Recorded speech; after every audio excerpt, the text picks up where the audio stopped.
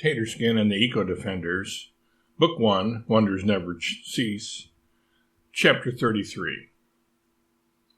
The trip from India to our destination in Africa took Albert and me and the rest of the animals across northern India and the Arabian Sea before crossing into the African countries of Somalia and Kenya.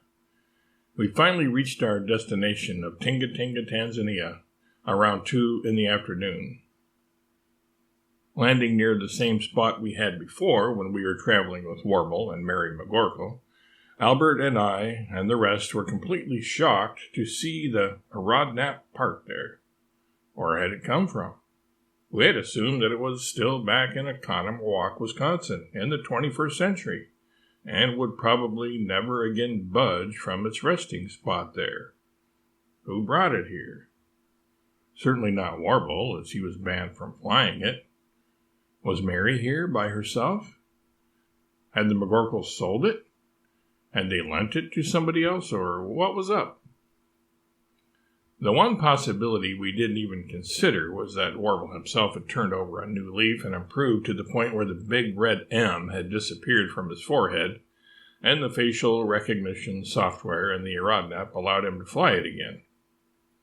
As we were puzzling over this conundrum, who hove into sight but the McGorkles? They had seen the Zephyr land and had now come over to renew acquaintances. I must say that we were all at least a little leery of meeting up with Warble again. We still couldn't get it through our heads that Warble could have changed that much. Enough so that he could be allowed out of his cage. Our attitudes toward him ranged from cautiously optimistic to furrowed brow wary. Mary was another matter.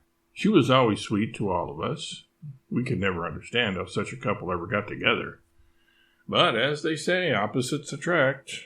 Perhaps more apropos was the old saw, there's no accounting for taste. Stripes, Albert, and I stepped forward to form the vanguard in case any funny business was afoot. Tub Thumper had already gone off to see her brother, having made a beeline for her old watering hole right after we touched down and after she had been inflated back to her natural size.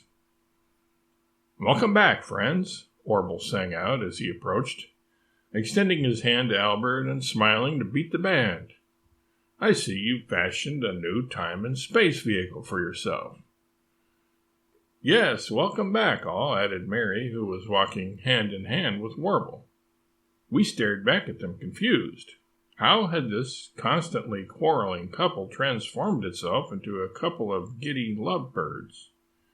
More confusingly, how had Warble changed to that extent, if this was not some kind of ruse on his part? From a most disagreeable martinet to a hail fellow well met sort.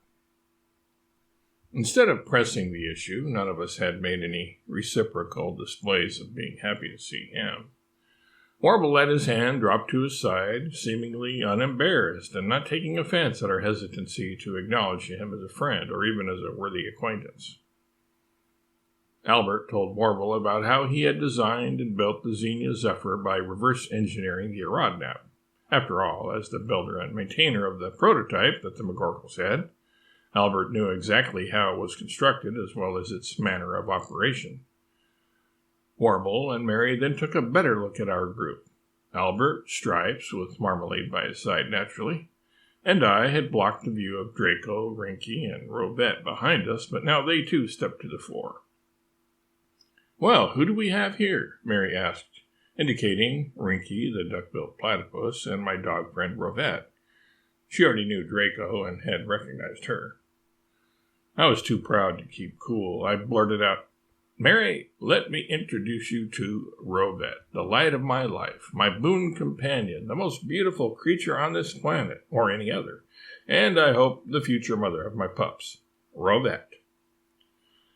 My lady love then took another step forward, somewhat bashfully. She wasn't shy by nature, but my last comment had made her blush. Fortunately, nobody else had noticed any change in her appearance, as her fur had covered it up. I knew where to look, though. The tip of her nose and the inside of her ears had brightened in color. I felt a little bad for embarrassing Robette, but I was glad that she had not objected to my alluding to the Goldadors we might be blessed with in the future. In due time, she would probably have quadruplets, or maybe even more. Mary and Warble both commented on how lovely Robette's coat was, which brought the color back to her nose and ears just as it had begun to fade. Mary petted her, and then me too. Robette enjoyed it. I tolerated it. I allowed even Warble to do this, although previously I would have moved away and avoided any skin-to-fur contact with him. But I did sense a real change in him. By sense of change, I mean that literally. He looked different. His tone of voice was different. He even smelled different. I could hardly believe it. Warble changing from the totally selfish and self-aggrandizing person that he had been to this person would have seemed even more far-fetched than traveling millions of years back in time and seeing Terry and the other dinosaurs. But both had happened. It is true. Wonders never cease. To make a long story less long, the McGorkles were then introduced to Draco's new companions, Rinky and Terry. Both of them were wonderful in Warble and Mary's eyes, that is to say, the McGorkles wondered at their unusual equipage, as Warble put it. Sensing that the McGorkles didn't know what to make of him, Rinky stuck up for himself by letting all of us know that a certain Mr. Mark Twain, famous animal lover and anti-vivisectionist, called my kind the opulently endowed E pluribus unum of the animal world. The McGorkles nodded upon receiving that intelligence, thus showing that they had heard what Rinky said, but otherwise remained non-committal about whether they agreed with Twain's view or not. Nevertheless, they warmly greeted the one from many conglomeration. We have an elephant with us, too, I told Warble and Mary, who are both wearing Doolittles now. She has already gone down to the watering hole to see her brother. She missed him terribly when she was away. As I was saying this, who of all people but Ward Robespierre walked up and joined the group. He too had changed, not as drastically as Warble had, but that was because he hadn't needed to change as much. Ward had needed to change some, but not nearly as much as Warble, who had been an unholy terror. Ward had not been my favorite person by any means, but he had been much preferable to Warble. Now both Warble and Ward were just as nice, well, almost as nice anyway, as Mary was. We animals were getting a little antsy to join Tub Thumper at the watering hole and catch up with Chumbawamba, Rory, and Yuck Yuck, and introduce Robette, Rinky, and Terry to all of the regulars down there. I was especially looking forward to introducing Robette, as I was tremendously proud of her. Still, we waited around long enough to hear part of the discussion the humans were having. We were about to take our leave when Albert said, "Warble, now that you have molted, so to speak, I think a name change is in order." "Why, what's wrong with Warble?" the bearer of the name replied. "No, not your name, the name of your time and space vehicle. A rod nap doesn't seem to fit it anymore." "Oh, I see what you mean. I guess you're right. How about the Warble-mobile?" Ward suggested. "Or the Warble wagon," Mary joked.